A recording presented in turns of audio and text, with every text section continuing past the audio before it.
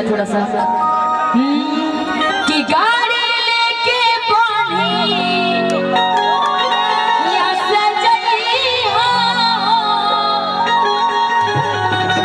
आगे क्या है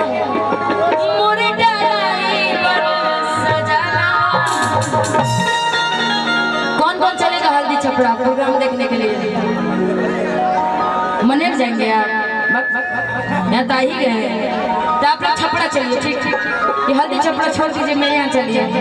और जो जो चलेंगे हमारे साथ कहना है क्या कि गाड़ी लेके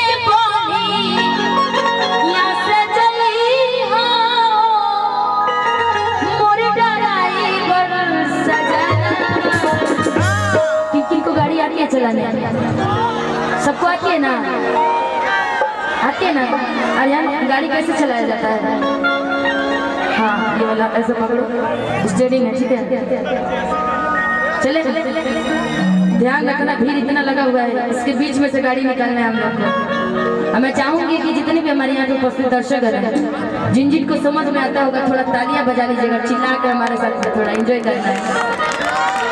हम लोग गाड़ी चलाने जा रहे हैं। ठीक है बाबा, आशीर्वाद दीजिएगा कि हम लोग का स्टीयरिंग अच्छा से लगे, गाड़ी हम लोग अच्छा से चला पाए। ठीक है और थोड़ा सा इधर उधर बैलेंस होगा, इधर से चिल्ला के आप लोग हम लोग को इशारा दीजिएगा, दीजिएगा ना?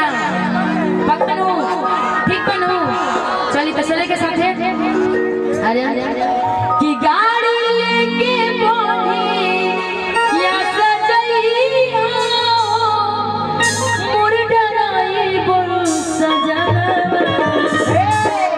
देखो मनेर में खेते खेत में गाड़ी कैसे चलावे के पड़ी, कैसे हिलम समी से भांग पी के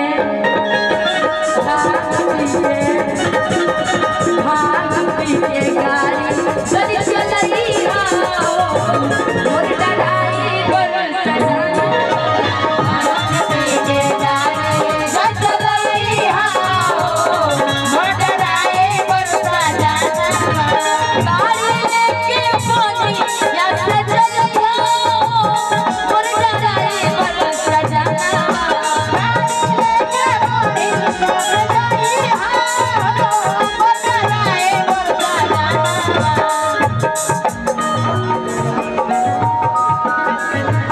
धीरे करेंगे।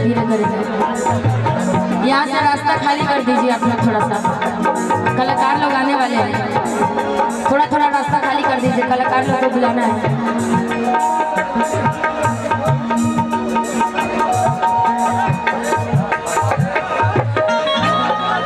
अब भांग पी के अब भांग पी के गाड़ी जब चलई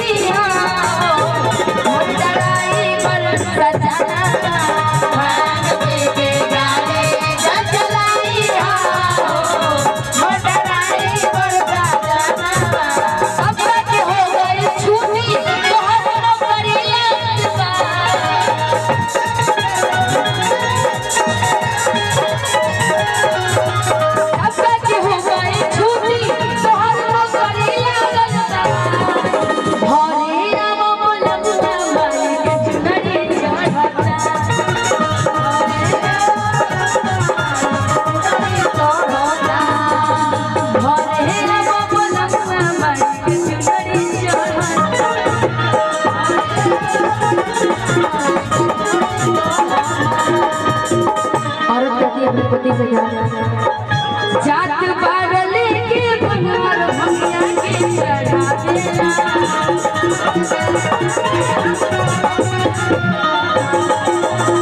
लेके जात बार भैया के चढ़ा देना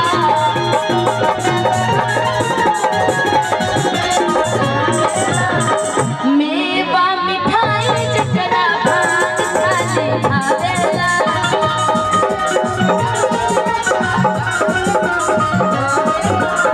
लड़का कहता है कि मेवा मिठाई जकरा भांग खाली भावेला।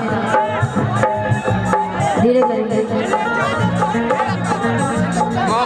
पिंकी देवी जी 13 नंबर जिनके तरफ से पिंकी देवी की तरफ से 100 रुपए के चढ़ावेला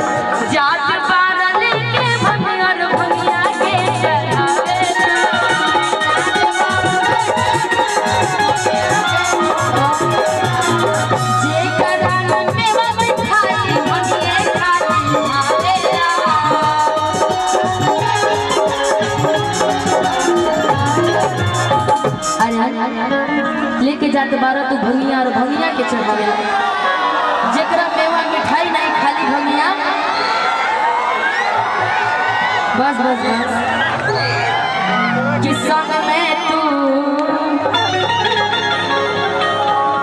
कि संग में तू कवरियन के बैठाई हो अमर डराई सजा। एक बार मेरे साथ गा लीजिए, उसके बाद से फिर लोकगीत की दौर चलेगी। सभी लोग भैया मैया की भक्ति में लीन हो जाइए कि भांग पी के